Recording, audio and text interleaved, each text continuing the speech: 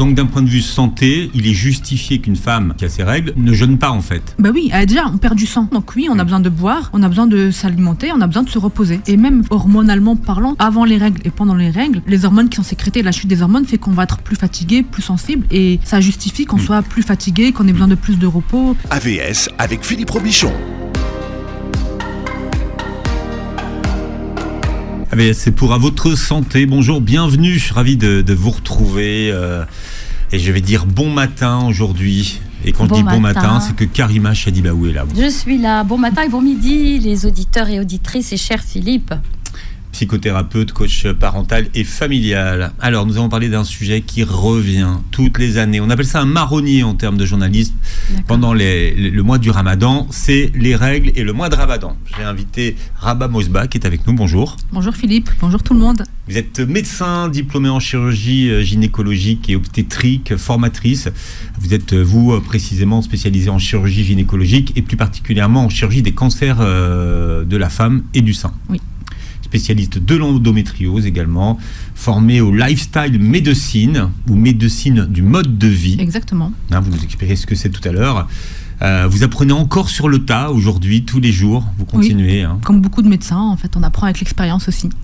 Pendant le confinement en 2020, à la suite d'un burn-out, vous avez changé votre manière d'exercer et vous vous êtes intéressé à une vision plus holistique de la médecine. Alors aujourd'hui, on appelle ça la médecine intégrative. Exactement.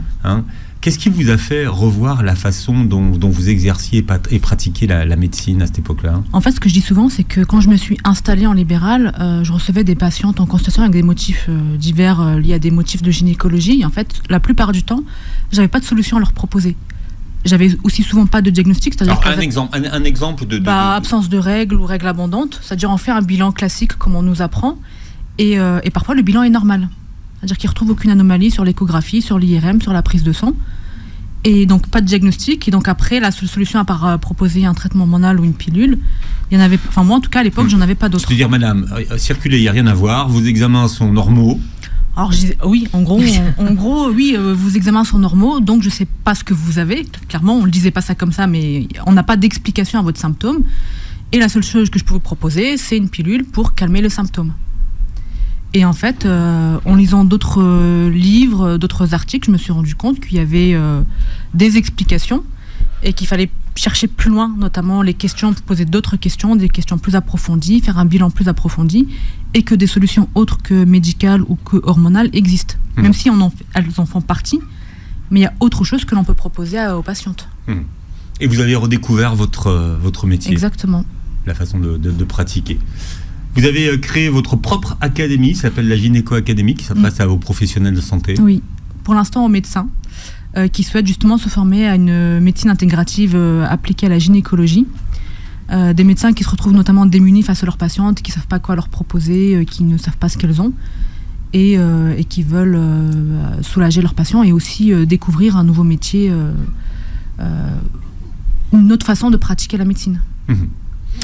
Vous avez toujours été ce que les anglo-saxons appellent outside the box, c'est-à-dire c'est-à-dire penser différemment, avoir une ouverture d'esprit, parce que je pense que pour adhérer à cette médecine intégrative, qui pour moi est l'avenir de la médecine, clairement, parce qu'on voit bien qu'avec toutes les maladies chroniques qui se développent, les traitements médicaux sont limités pour soulager les patients, donc pour moi c'est l'avenir de la médecine. Mais pour pouvoir y adhérer, il faut avoir une certaine ouverture d'esprit. Et quand je dis outside the box, c'est-à-dire que j'ai toujours... je sais pas, durant mes études, j'ai toujours pensé différemment et voulu faire différemment. Quand je voyais qu'il y avait un problème, je cherchais toujours une solution. Je me cantonnais pas en me disant c'est comme ça et c'est tout. Je voulais toujours trouver autre chose parce que pour moi, il n'était pas possible de rester comme ça, à stagner. Ça vous parle, ça, Karima ? Ça me parle beaucoup, oui. Outside the box, vous aussi, vous êtes un peu outside the box. Oui. On a dépassé, on est à la période post-conventionnelle, c'est-à-dire on a intégré les conventions, c'est ce que fait Rabah. Je connais un petit peu Rabah, mais Rabah est quelqu'un de très curieux. Elle est curieuse, elle a une intelligence subtile et comme elle l'a dit, elle n'aime pas rester devant un obstacle et de se dire il y a certainement une issue. S'il y a un obstacle, c'est qu'il y a la solution aussi qui est là à côté. Simplement l'ouverture d'esprit, l'ouverture du cœur et d'écouter ses patientes comme elle le fait, les écouter réellement et qu'est-ce qu'elles disent au-delà des mots, qu'est-ce qu'elles disent et de quoi elles se plaignent. Et donc, c'est ce qui permet de pouvoir vraiment faire cette démarche intégrative. Mais là, aujourd'hui, vous êtes installé dans votre pratique, donc c'est plus facile de le dire. Mais quand on est un élève à l'école de médecine, c'est pas facile à assumer. Même diplômé, c'est difficile, hein, parce que c'est difficile de penser différemment et d'assumer de penser différemment. Enfin, difficile. Vous opposez pas toutes les médecines en fait qui existent. Non, au contraire. C'est ça, le principe, c'est ça. Hein. J'utilise des traitements médicaux, j'utilise de la kinésithérapie, des compléments, de la supplémentation, de la nutrition, j'utilise tout, en fait, tout ce qui peut soulager la patiente. Et ce que tu as dit, Karima, par rapport à l'écoute des patientes, moi, les médecins qui font ma formation, la chose qu'ils me disent, c'est que maintenant, ils écoutent vraiment leurs patientes. Parce qu'avant, comme ils savaient qu'ils n'avaient sûrement pas de solution à leur proposer, ils entendaient les symptômes de leurs patientes, mais bon, ils approfondissaient pas parce qu'ils disaient de toute façon, j'ai rien à lui proposer. Maintenant, ils savent qu'ils ont des outils, donc ils vont approfondir et ils sont vraiment à l'écoute, mais une écoute active de ce que raconte la patiente. Vous avez choisi comme spécialité la gynéco. C'est vraiment une spécialité dite de l'intime. Hein. Oui. Oui, mais qu'est-ce qui fait que vous avez choisi et qui vous a dirigé vers la gynéco et quelle définition vous lui donnez finalement à ce domaine d'activité? Alors pourquoi j'ai choisi la gynécologie? Je suis passée dans un stage de chirurgie gynécologique quand j'étais externe à l'époque et j'ai adoré ce stage en fait. J'ai adoré la chirurgie, j'ai adoré les consultations en gynécologie, le fait d'accompagner les femmes. Après je suis passée dans un stage d'obstétrique, ça m'a aussi beaucoup plu. C'est pour ça que j'ai choisi cette spécialité. Avec le temps, aujourd'hui, je comprends encore plus pourquoi, parce que c'est vraiment une passion pour moi d'accompagner les femmes. Et quand on a des femmes en face de soi, ça renvoie aussi à ce que nous, en tant que femmes, on vit, parce que c'est pas parce qu'on est médecin qu'on n'a pas de problème de santé de femmes. Et la deuxième question, c'était quoi? Non, mais parce que, et d'ailleurs, vous en parlez de vos... Oui, tout à fait. Pour dire que oui, je suis médecin, mais j'ai aussi des problèmes de santé. Et ça a joué aussi dans mon changement de pratique médicale. Parce que quand soi-même, on a des problèmes de santé et qu'on n'arrive pas à les soigner, ou que le corps médical n'arrive pas à les soigner, forcément, on va chercher soi-même les solutions. Mais c'est vraiment une spécialité de l'intime. Oui, c'est une spécialité de l'intime, mais en fait, la gynécologie telle qu'elle est pratiquée aujourd'hui, elle est selon moi trop restreinte. C'est utérus, ovaire, sein. En fait, c'est plus que ça, parce que les symptômes gynécologiques, en fait, le corps, il n'est pas compartimenté. C'est pas la gynécologie d'un côté, les intestins de l'autre, le cerveau, enfin, tout est lié. La médecine, aujourd'hui, elle est découpée, en fait, par partie du corps, hein, par spécialité. C'est bien de le faire, parce que il faut aussi qu'on se spécialise. Mais le problème, c'est que maintenant, on est tellement surspécialisé que, par exemple, le rôle des hormones, et qui joue un rôle dans les cycles, ils ont aussi ils jouent un rôle aussi dans le reste du corps, donc ils se manifestent aussi par d'autres symptômes. Donc une patiente qui vient pour des règles abondantes, c'est important de regarder d'autres symptômes qui n'ont pas forcément de lien avec la gynécologie, mais qui peuvent être liés à un déséquilibre hormonal. Et pour ça, il faut le savoir, en fait. C'est la systémie, en fait. Oui. C'est de prendre la personne. Mais le corps, il est comme ça, en fait. Exactement. Il fonctionne comme ça. On se spécialise parce qu'on ne peut pas tout traiter, on ne peut pas être généraliste, sinon on ne traite pas bien. On ne traite bien que ce qu'on fait régulièrement et beaucoup. Mais trop spécialisé, c'est faire l'impasse sur certains diagnostics, en fait. Vous pratiquez une spécialité qui est toujours pénurique en termes de pratiquants. Quels conseils on peut donner à celles qui nous écoutent ce matin et qui galèrent pour trouver un gynéco, pour avoir une bonne prise en charge et un bon suivi? Parce que en France, c'est la galère. Hein. Oui, il y a une pénurie de gynécologues, une pénurie de médecins généralistes aussi et de sages-femmes. Ce que je conseille à beaucoup de femmes, si elles n'ont pas de problème de santé, c'est qu'elles peuvent voir une sage-femme. Il y a des gynécologues, des médecins généralistes qui font des suivis gynécologiques et les sages-femmes. Maintenant, je sais que c'est compliqué pour tout le monde de trouver un rendez-vous. Il y a la pénurie par rapport à trouver, mais il y a aussi, parce qu'une fois qu'on trouve son gynécologue ou même les pédiatres, moi je le vois aussi pour les enfants, une fois qu'on l'a trouvé, est-ce que c'est le bon? Vous l'avez dit, Philippe, on est ici dans la médecine de l'intime.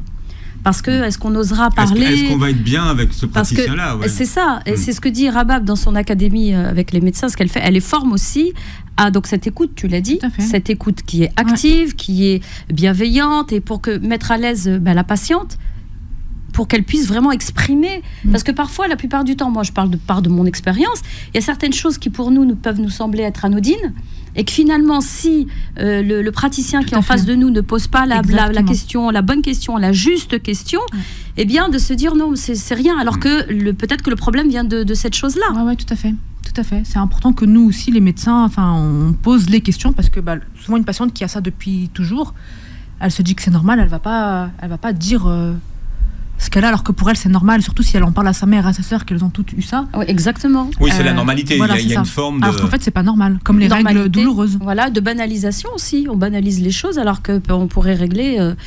par exemple, les règles abondantes, nous on sait ce que c'est, moi dans ma famille on sait ce que c'est.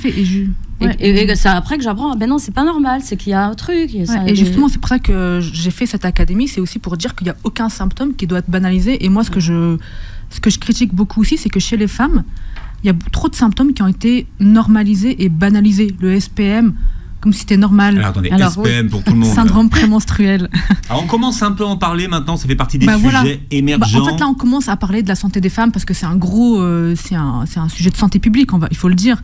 Donc on commence à en parler, mais pendant des années, on a normalisé et banalisé. Quand il y a une jeune fille qui consultait parce qu'elle n'avait pas de règles, on lui mettait une pilule sans forcément faire de bilan, alors que normalement non, il faut faire un bilan. Et c'est pour ça, tout à l'heure on parlait de ménopause, c'est parce que depuis la puberté jusqu'à la ménopause, quand on banalise et qu'on laisse des symptômes traîner, on accumule des dysfonctionnements, et la ménopause, il y a un chamboulement hormonal tellement important que le moindre petit stress ou dérèglement va faire qu'il y ait plein de symptômes. Et c'est pour ça en fait, moi, tout à l'heure on parlait de lifestyle medicine, ça rejoint un peu ça, c'est la prévention. Le plus important en médecine, c'est la prévention.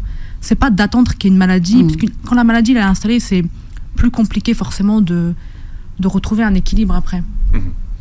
Alors, on parlait de votre pratique, mais souvent les femmes qui vont chez le gynéco, elles angoissent. Je sais, ils me le disent. Non, mais c'est vrai. Et souvent vous dites que c'est parce que on leur explique pas suffisamment les examens qu'on va pratiquer. En fait, il y a beaucoup d'explications qui manquent. Alors déjà, il y a beaucoup de femmes ou de jeunes filles qui pensent qu'elles vont avoir un examen gynécologique systématique, alors que ça l'est pas du tout. Enfin, c'est pas du tout systématique, c'est-à-dire que des fois, il y a des patientes, elles vont venir, ou même des jeunes filles. Moi, j'examine pas les jeunes filles, par exemple, si elles en ont pas besoin.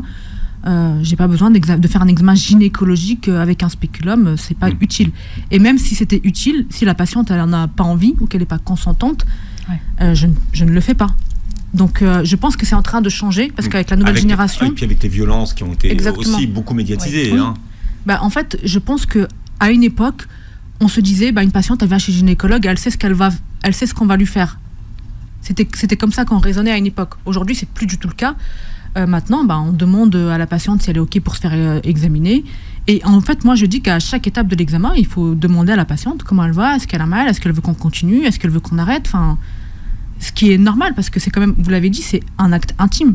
C'est pas anodin de mettre un spéculum dans le vagin, quand même. C'est quelque chose de très intime. C'est invasif. C'est très invasif. Et puis en fonction du vécu de la patiente, ça peut renvoyer à des choses difficiles pour elle, des choses traumatiques. Donc ça aussi, c'est très important à prendre en compte. Invasif et intrusif. Exactement. Donc et surtout, j'insiste, c'est pas utile à chaque consultation. Il faut le faire que si on recherche quelque chose et ça va nous apporter une information. Pendant trop longtemps, même moi, quand j'ai fini mes études et que j'étais diplômée, je le faisais de façon systématique. Et à un moment donné, c'était pareil. En fait, j'ai eu un déclic. Je me suis dit, pourquoi je le fais en fait ? Qu'est-ce que je recherche ? Si ça m'apporte rien, pourquoi je le fais ? C'est comme le frottis, c'est pas avant 25 ans. Exactement. Parce qu'avant 20... Voilà. Il faut expliquer. Alors... Donc le frottis, ça sert à dépister des cellules anormales, des cellules précancéreuses, qui sont en général liées au papillomavirus. Donc ce virus-là, il va se transmettre par voie sexuelle. Donc même si la jeune fille, elle a eu des rapports sexuels très jeunes ou qu'elle a eu plusieurs rapports sexuels, elle aura probablement le papillomavirus. Donc si on le fait avant 25 ans, on va sûrement trouver le papillomavirus et on va sûrement trouver aussi des anomalies. Donc vous allez me dire pourquoi on ne le fait pas ? Parce qu'on a vu que statistiquement, la plupart de ces anomalies disparaissent spontanément. Entre 80 et 90% des cas, ils vont disparaître spontanément.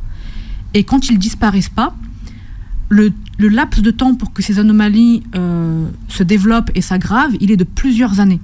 Donc ça nous laisse le temps en fait de faire un frottis à 25 ans et de dépister ces lésions et de pouvoir les traiter.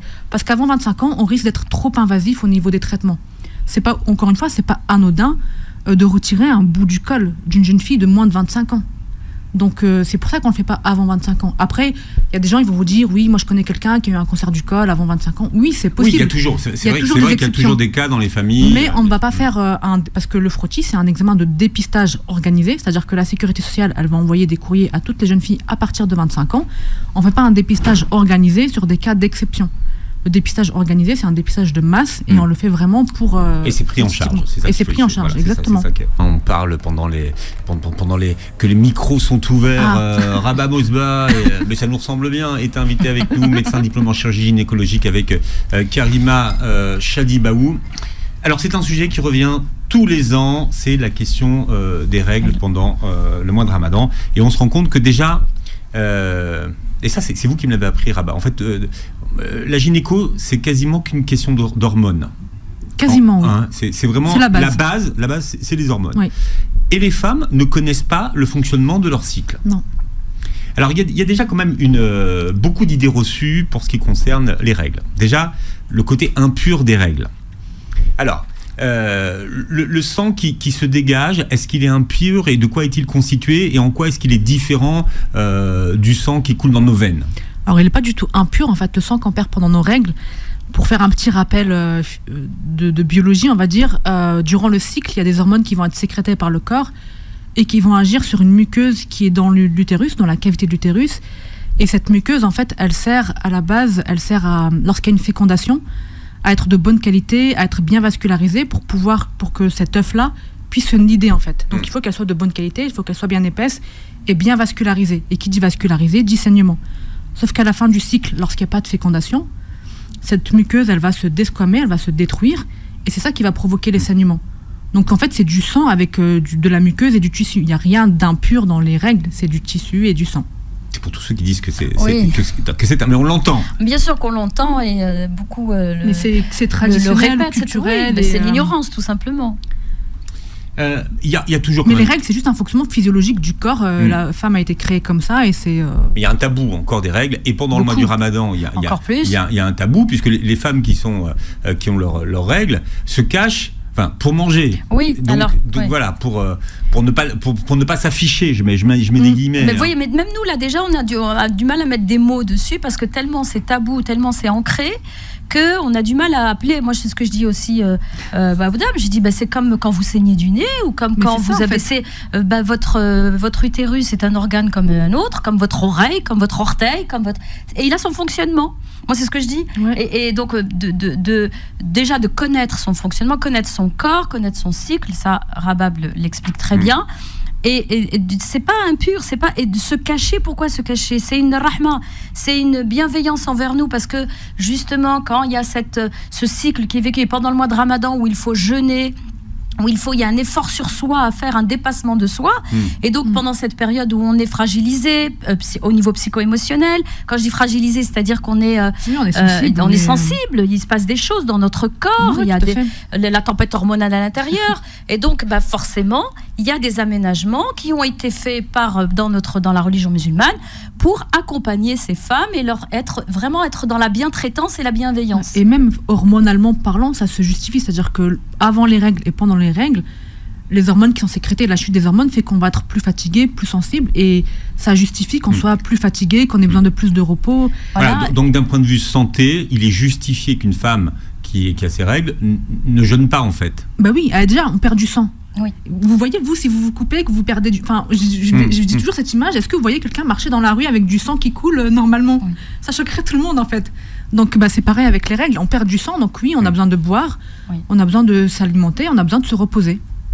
Alors, les femmes ne connaissent pas toujours le fonctionnement de leur cycle. Alors déjà, au niveau de la durée, il y a autant de durée que de femmes. Alors, je dirais pas ça comme ça, mais en fait, nous, on nous a toujours appris... ce que toutes les femmes connaissent, c'est 28 jours, alors qu'en fait, non, c'est pas que 28 jours. On dit qu'un cycle normal, c'est entre 25 et 35 jours, et que durant cette période-là, entre 25 et 35, ça en reste dans les normes d'un cycle. Et d'une femme à l'autre, pour une femme plutôt d'un cycle à l'autre, elle peut avoir une fois un cycle de 30 jours, une autre fois un cycle de 33 ou de 28 jours, ça restera normal. C'est juste qu'elle n'a pas un cycle régulier, mais bon, on n'est pas des robots, on n'est pas des machines, donc ça peut varier. Par contre, si on passe de 25 à 40 jours à, 20 jours, oui, là, elle a des cycles irréguliers et il vaut mieux qu'elle consulte pour qu'on fasse un petit bilan quand même. J'ai posé une question bête. Karima, ne me regardez pas comme ça. Je dis d'avance que je vais poser une question bête. Allez-y, arrêtez Philippe, vous faites passer pour une ogresse là. Ne me regardez pas comme ça. Est-ce que les femmes qui ont il arrive que des femmes qui ont des cycles courts soient obligées de s'abstenir de jeûner 2 fois pendant le mois du Ramadan? Oui. Bah oui, du coup, parce que si Parce elles qu'on m'a ont, posé la question. Oui. si elles ont leurs règles au début du ramadan, et puis après à la dernière semaine du ramadan, oui, elles vont s'abstenir de jeûner 2 fois. Oui, et donc rattraper leur jour après. Voilà. Et ce qui fait beaucoup de jours. Oui. Alors, le cycle est divisé en 4 phases. Oui. C'est quand quand est-ce que ça démarre un cycle? Alors, le repère, c'est le premier jour des règles. Donc, les règles, en moyenne, pour que des règles, la normalité, c'est entre 4 et 7 jours. Au-delà de 7 jours, on estime que ça commence à être pas normal. Ensuite, il y a la phase qu'on appelle la phase folliculaire. C'est-à-dire c'est la phase où le corps va commencer à sécréter des oestrogènes pour préparer à l'ovulation. Lorsqu'il y a un pic au niveau des oestrogènes, c'est à peu près la moitié du cycle. C'est pour ça qu'on met comme repère 14 jours. Mais on a bien compris que ce n'était pas forcément 14, ça peut être 12, 13. Donc à ce moment-là a lieu l'ovulation. Et juste après l'ovulation, les oestrogènes vont commencer à baisser un petit peu et le corps va sécréter de la progestérone. C'est pas les mêmes rôles que l'oestrogène, mais le but, ça va être de continuer à préparer la muqueuse pour une fécondation. Et s'il n'y a pas de fécondation, les hormones vont chuter et c'est ça qui va provoquer les règles. Et il faut savoir que les oestrogènes et la progestérone, elles ont un rôle pour la reproduction, pour la fécondation, l'ovulation et les règles, mais elles ont un rôle dans tout le fonctionnement du corps, au niveau cérébral, les os, les intestins, la rétention d'eau, tout ça. Donc dès qu'il y a un déséquilibre au niveau de ces hormones-là, on peut avoir plein de symptômes, dont notamment le syndrome prémenstruel. Moi, j'ai une question, Rabab. Quand tu dis la durée en fait, des règles est entre 4 et 7 4 jours, et 7 en moyenne, jours. après ça reste... Et moi, je connais des femmes qui ont 10 jours. Mais est-ce que c'est par rapport à l'écoulement est-ce que c'est pas parce que après Est-ce que c'est encore des règles? Est-ce que c'est encore des règles? Oui. C'est ça, parce Alors, qu'après, comme on va parler du jeûne aussi, à quel moment je comme pas les questions qui reviennent tous les ans de toute façon. À partir du moment où, par exemple, si c'est la période prévue des règles et qu'il y a des pertes de sang, même si ça coule pas vraiment, si c'est que des pertes, c'est considéré comme des règles, surtout si c'est la période prévue des règles. D'accord. Après, en général, ça s'enchaîne avec un écoulement et après, il peut y avoir de nouveau des traces pendant 1, 2 ou 3, pendant quelques jours, et c'est quand même considéré comme des règles. C'est juste qu'il reste encore du sang dans la cavité qui met un peu de temps à s'évacuer. D'accord. Alors, c'est quoi la différence? Imam Abdelali, écoutez bien.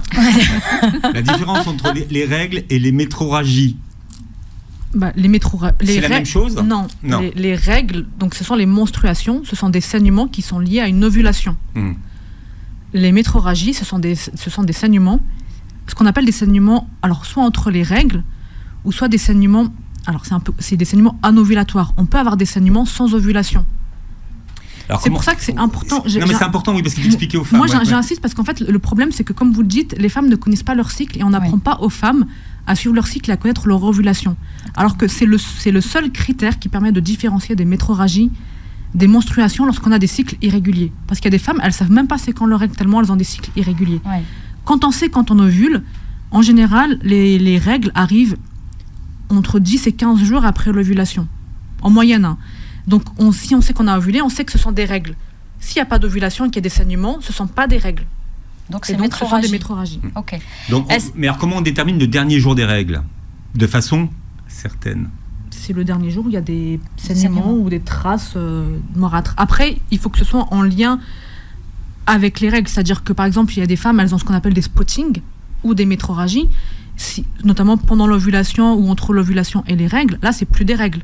Si, par exemple, elles ont eu pendant une semaine des règles, après, ça s'est arrêté pendant 4 jours et après, ça ressaigne, pour moi, je considère que c'est plus des règles. Parce qu'il y a quand même 4 jours d'absence de saignement. Est-ce qu'il y a, parce que moi, j'ai beaucoup lu aussi là-dessus et il y a beaucoup d'avis, est-ce que le sang, il a une couleur différente? Il y a la question de la couleur, la question de l'odeur aussi. J'ai lu que la question aussi de l'odeur, est-ce que ça... c'est vrai que les règles, elles ont une odeur particulière quand même. Oui, puis elles ont un aspect différent. Les saignements sans ovulation, souvent, sont du sang rouge, qui est beaucoup plus rouge et beaucoup plus fluide que le sang des règles. Voilà, que le sang des règles. Après, je ne m'y connais pas vraiment au point... Oui, mais juste pour avoir des points de repère. Pour que, voilà. Parce que la couleur des règles change en cours de cycle, en fait, ou pas? En cours de cycle, non, parce que c'est... tous les jours, elles ont la même couleur? Oui. D'accord. Enfin, sauf le début, la fin, des fois, ça peut être un peu plus brunâtre ou noirâtre, parce que c'est du vieux sang qui a mis du temps à s'évacuer. Et souvent, alors c'est soit parce qu'au début, c'est que des traces et les saignements viennent après, mais souvent, c'est lié à une contraction de l'utérus qui est trop contractée et qui, du coup, met du temps à évacuer la muqueuse et le sang qui c'est cool. Et la question aussi que je veux encore poser, par rapport, par exemple, une femme qui est en préménopause et qu'il n'y a pas encore la disparition de ses règles. Alors là, ça c'est mais ouais, mais il faut être pointilleux, quoi. Alors la préménopause, c'est encore plus compliqué parce que la préménopause, les cycles deviennent irréguliers. Des fois, c'est des cycles longs, donc elle peut ne pas avoir de règles pendant 2-3 mois.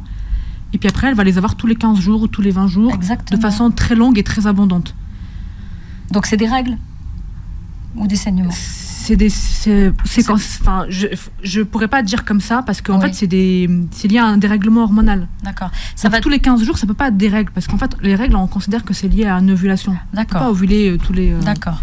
Donc c'est juste pour les femmes qui sont en préménopause et qui vont jeûner, et qui sont en train de jeûner. Comment ça va se passer? Et qui s'organisent avec leur calendrier. Mais c'est un impact. Tout dépend. En fait, tout dépend depuis combien de temps ça dure. J'ai envie de dire que si là, parce que le jeûne aussi c'est un facteur de dérèglement du cycle. Souvent, il y a beaucoup de femmes qui me disent moi d'habitude mes cycles sont réguliers, là ce mois-ci je les ai pas eus ou je les ai eus 2 fois. Ce qui veut dire que l'alimentation aurait un impact sur le cycle, sur la qualité du cycle. En fait, le jeûne a des bienfaits sur les hormones, mais le jeûne du jour au lendemain comme ça, de pratiquer un jeûne sur une longue période avec de longs horaires notamment, c'est aussi un facteur stressant pour le corps. Ouais. Et tout ce qui est stress peut dérégler les hormones. Donc en fonction de comment on réagit, soit on a une absence de règles, il y a des femmes elles vont me dire j'ai pas eu de règles ce mois-ci, et d'autres ça va être l'inverse. Pour les femmes là, en préménopause, je reconnais, ça peut être compliqué pour elles de savoir si c'est des règles ou pas. Hein. Bah oui, parce que surtout si elles ont, on va dire des règles, je veux dire un cycle régulier, réglé comme un coucou suisse, hein, on va dire ça comme ça, d'accord, une horloge suisse, et qui à un moment donné, là c'est le dérèglement. Le coucou a priori n'a pas de règles. Oui, mais je voulais faire un petit clin d'œil aux Suisses. Une chouette de Brocéliande. Voilà, donc... Tout le monde n'a pas la rêve, Philippe. Bon, non. C'est vrai. Moi, je les considérais quand même comme des règles dans le doute, en fait, parce que c'est comme chez la jeune fille au début, c'est le même dérèglement hormonal. Hein. Voilà, ouais. À la puberté qu'à la préménopause. Et chez la jeune fille, on considère ça comme des règles, même si c'est des cycles très courts. D'accord, ok. Mais c'est bien de le savoir parce qu'on peut se sentir démuni et puis justement ça rajoute du stress encore plus et de se dire mais qu'est-ce qui se passe dans mon corps, je le comprends plus, il fonctionne plus de la même manière, est-ce qu'il y a quelque chose qui ne va pas, peut-être que je couvre une maladie, peut-être que qu'est-ce qui se passe en fait et c'est cette détresse en fait psychologique et psycho-émotionnelle que je me dis moi personnellement pour je pense que tout le monde le sait, tout le monde le sait, la France entière le sait, vous l'avez dit, vous l'avez dit à l'antenne sur cette antenne, j'ai pas honte de le dire, au contraire. Et moi je découvre des choses là avec la ménopause, des choses mais vraiment déjà de mon corps et puis de découvrir des choses aussi sur ma psychologie, sur ma gestion du stress comme tu l'as dit tout à l'heure, l'anxiété qu'il faut elle aussi gérer. Donc tu dois jeûner, tu sais pas ton corps, c'est un mois où tu es dans un mois d'adoration et tu as peur de te tromper, tu as peur de faire n'importe quoi. Donc vous imaginez le stress et la tension. Et les religieux n'ont pas forcément la réponse à cette question. Ouais. C'est ça qu'il faut comprendre. Mais c'est pour ça qu'il faut qu'ils travaillent avec les médecins, les spécialistes du corps. Souvent, c'est ce qu'on essaie de faire. Ouais. Voilà, profitons de la présence sur ce plateau ce matin de Rabab Mosbah qui est avec nous, médecin diplômé en chirurgie gynécologique, et Karima Chadibaou. Alors c'est une question qui revient régulièrement. Beaucoup de femmes choisissent délibérément d'enchaîner 2 plaquettes de pilules pour ne pas avoir de règles pendant ce mois de Ramadan. Est-ce que déjà il y a un danger à ne pas avoir de règles? Rabab. Alors, sous traitement hormonal, non. Parce que le but du traitement hormonal ou de la contraception, ça va de bloquer l'ovulation. Donc en fait, même si on prend pas, on continue, comme vous dites, les plaquettes et qu'on s'arrête, qu'elles font la pause d'une semaine classique, les saignements qu'elles vont avoir, ce ne sont pas des règles. Donc dans tous les cas, qu'elles enchaînent ou pas, elles n'auront pas de règles. Ce sont juste des saignements, ce qu'on appelle des saignements liés à la chute des hormones. Et si elles veulent enchaîner, souvent c'est ce qu'elles font quand elles partent au voyage à la Mecque. Oui. Elles enchaînent des plaquettes justement pour ne pas avoir de règles à ce moment-là. Donc pendant le Ramadan, ça pose pas de problème, en tout cas d'un point de vue médical. Il y a des médicaments qui empêchent d'avoir des règles? C'est les contraceptions. Ouais. C'est les seuls. D'accord. La contraception, les traitements hormonaux qui bloquent l'ovulation. Mais d'un point de vue médical, il n'y a pas de danger. Hein. C'est ça non, pas du tout. Au contraire, d'ailleurs, c'est ce que parfois on propose à des femmes qui ont des règles douloureuses ou des règles abondantes. Pour leur faire une pause, pour leur permettre de se reposer, on leur dit d'enchaîner les plaquettes pour qu'elles n'aient plus mal. Donc d'un point de vue médical, il n'y a pas de risque ou de danger. Après, effectivement, lorsqu'on le prend ça pendant des années, parce que quand on bloque l'ovulation, ça veut dire que les ovaires ne fonctionnent pas pendant un certain temps. Donc à l'arrêt du traitement, les ovaires vont remettre un certain temps à fonctionner, puisque par exemple, je sais pas moi, pendant 4 ans, ils ont été mis à l'arrêt par la pilule. Forcément, à l'arrêt, ils peuvent prendre un certain temps pour refonctionner et refaire une ovulation. Ça a un impact sur la fertilité, non? Pas forcément sur la fertilité, mais sur le fonctionnement ovarien. D'accord. Parce qu'en fait, il faut vraiment faire la... Je sais qu'il y a beaucoup de femmes qui disent qu'après l'arrêt de leur pilule, elles ont des problèmes de fertilité ou d'absence de règles. Souvent, c'est parce que la raison pour laquelle on leur prescrit la pilule, c'est parce qu'elles n'avaient pas de règles. Donc en fait, le problème, c'était plutôt initial. C'est pas la pilule qui a provoqué l'absence de règles. D'accord, oui, ça y est, d'accord. Ok. Il n'y a pas de lien entre pilule et fertilité. D'accord, mais en fait, pour expliquer à tout le monde, qu'est-ce que le fait de prendre une pilule change sur le cycle hormonal ? Ça change beaucoup de choses. Ça change que sans pilule, sans traitement hormonal, on a un cycle hormonal naturel avec les oestrogènes et la progestérone, comme j'expliquais tout à l'heure. La pilule, elle va bloquer l'ovulation. Donc, en fonction des types de pilules, il y a plusieurs types de pilules, mais la plupart du temps, il n'y aura pas d'ovulation. Il y aura un taux d'oestrogène qui va être très élevé, comme les pilules, ce qu'on appelle les pilules œstroprogestatives. Dedans, il y a des progestatifs, mais les progestatifs n'ont pas la même action que la progestérone. Et les oestrogènes des pilules n'ont pas non plus la même action que les oestrogènes naturels. Comme les oestrogènes et les progestérones, comme je disais tout à l'heure, elles ont aussi un rôle au niveau des os, au niveau cérébral, au niveau cardiovasculaire. Si on bloque ces hormones-là, c'est pour ça qu'il y a des femmes qui tolèrent mal les pilules, parce qu'en fait, elles vont avoir des effets secondaires liés au traitement hormonal. D'accord. Oui, je ne sais pas si c'est clair. Oui, comme la prise de poids, par exemple. Exactement. Les migraines. La prise de poids, les migraines, les troubles de l'humeur, les douleurs dans la poitrine, les saignements qui peuvent être liés aussi aux hormones, liées à la pilule. Parfois, on prescrit une pilule parce qu'il y a des cycles irréguliers, mais la patiente, elle va, sous pilule, avoir des saignements aussi. C'est pareil pour les stérilés, d'ailleurs. Oui, exactement. À base d'hormones. Ouais. Vous le constatez, vous, en consultation, cette méfiance des femmes vis-à-vis des pilules de plus en plus ou pas? Vous êtes confronté à ça? Oui, de plus en plus. Il y a eu quand même par les années précédentes des cas des cas graves liés à la contraception. Donc les femmes sont de plus en plus méfiantes vis-à-vis du traitement hormonaux, ce qui peut se comprendre vu les cas qu'il y a eu. Moi, ce que je dis souvent, c'est qu'en fait, il n'existe pas de médicaments sans effet secondaire ou sans risque. Ouais. Malheureusement, aujourd'hui, pour la contraception, par exemple, c'est les femmes qui doivent prendre quelque chose. Ouais. Et si elles ne veulent pas tomber enceinte, malheureusement, elles n'ont pas d'autre choix que la contraception. Et souvent, celles qui ne veulent pas de traitement hormonal vont s'orienter vers un stérilet en cuivre, parce qu'il n'y a pas d'hormones. Mais ce que je leur dis aussi, c'est que le stérilet en cuivre, il n'est pas non plus sans effet secondaire, sans inconvénient. Chaque moyen de contraception a malheureusement ses effets secondaires. Et en fait, chaque femme va tolérer différemment un moyen de contraception. Le but, c'est vraiment qu'elle trouve, elle, celui qui lui convient et celui avec lequel elle peut vivre. Et d'où l'importance de connaître son cycle et de faire vraiment une éducation pour les jeunes filles et les jeunes garçons aussi. Les jeunes filles, de connaître leur corps, le cycle. Moi, j'étais pour les méthodes naturelles. Maintenant que je suis ménopausée, j'ai plus pas de problème. Mais je veux dire, non, mais non, vous observiez la lune. Non, mais Philippe, c'est important parce que moi, j'ai 2 filles. Mes filles, moi, je leur expliquais, et un garçon aussi, leur expliquer, si tu connais ton corps, tu vas pouvoir trouver la chose la plus adaptée et en parler aussi avec ton conjoint, avec ton compagnon. C'est ça. Parce que ça se fait à 2. C'est pas pourquoi est-ce que moi, c'est ce que je disais. Je ne sais pas pourquoi je vais m'empoisonner, parce que pour moi la pilule c'est un poison. Alors moi c'est mon point de vue. Après voilà. Pour moi je vais pas m'empoisonner. Me déclencher des trucs dans mon corps. Pourquoi? Pour avoir une espèce de confort et que non, la contraception c'est à 2 que ça se discute. C'est un plan.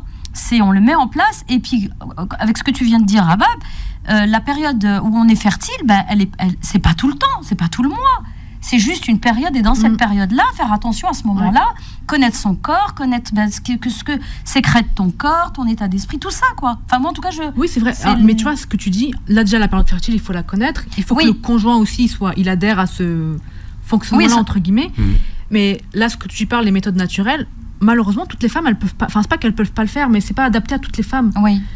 Et malheureusement... Et c'est pour ça qu'en fait, moi, j'aime pas être dans les extrêmes et être catégorique et dire ça c'est bien, ça c'est pas bien. Parce qu'en fait, je veux culpabiliser personne et on juge personne. Oui, bien sûr. Il y a des femmes, tu vois, pour qui la contraception... Mais c'est vrai que je vois beaucoup de femmes en consultation qui me disent mais je trouve pas de moyen de contraception qui me convient. J'ai essayé plein de pilules, ça me va pas. Et elles finissent par utiliser le préservatif parce qu'elles trouvent pas d'autre solution. Alors moi, je pensais que les femmes étaient fertiles pendant toute la durée du cycle. Alors, il y a une période où elles sont beaucoup plus fertiles. statistiquement, elles vont être beaucoup moins fertiles le reste du... Parce qu'en fait, la durée... Mais il peut y avoir des accidents. C'est pour, voilà, c'est pour ça que je précise. Pourquoi il y a des accidents ? Parce que la durée... Alors, j'aime pas... Excusez-moi, je vous coupe tous les deux. Là. Non, quand je dis des accidents, pas des accidents. On parle de déprogrammation, s'il vous plaît. De quoi ? Qu'est-ce que vous dites ? Pas d'accident. Attendez, s'il se passe quelque chose et un enfant qui est le fruit de cette union, c'est pas un accident. Excusez-moi, là, je vous reprends. Vous avez raison. On peut dire, il peut y avoir des surprises. Il peut y avoir des choses qu'on n'a pas planifiées. Mais un accident, non, un enfant n'est jamais un accident. Excusez-moi. Voilà. Il peut y avoir des choses non planifiées. Voilà. En fait, les spermatozoïdes et les ovules, ils ont une certaine durée de vie.